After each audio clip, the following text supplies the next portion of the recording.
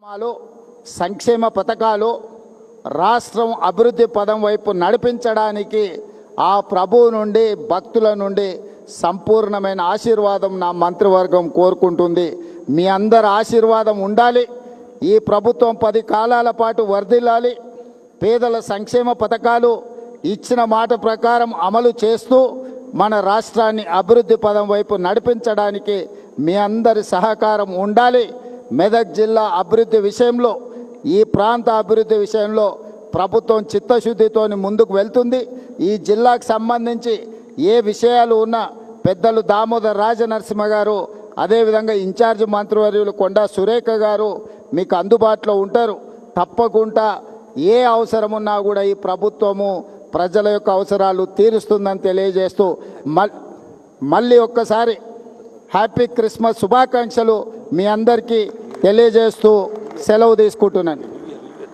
అదేవిధంగా ఈ నూతన సంవత్సర శుభాకాంక్షలు మీ అందరికి కూడా, భక్తులందరికీ కూడా తెలియజేస్తున్నాను. ధన్యవాదాలు మిత్రులారా.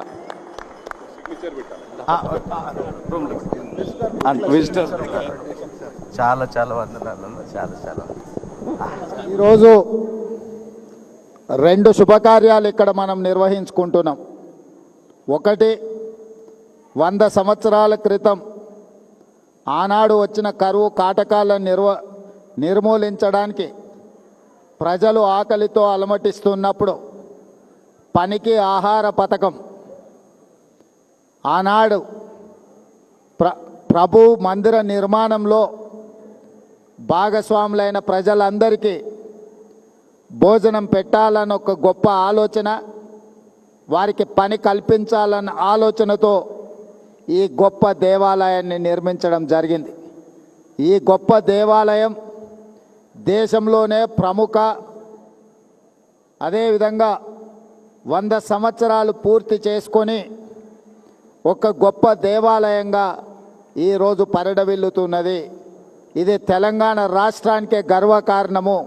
ఈరోజు దేశంలోనే గొప్ప చర్చుగా మన మెదక్ చర్చు కీర్తింపబడుతున్నది అని అంటే 100 సంవత్సరాల నుంచి భక్తులు దీన్ని అద్భుతంగా నిర్వహించడం వల్ల ఈరోజు దేశ స్థాయిలోనే మనకు గుర్తింపు వచ్చింది.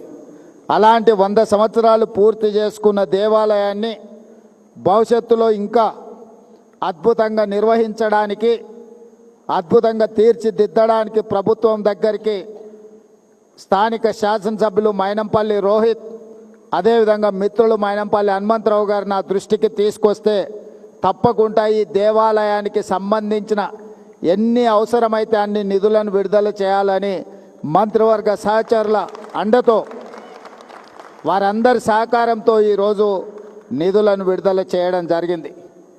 ఈ చర్చికి నాకు గొప్ప సంబంధము, అనుబంధం ఉన్నది.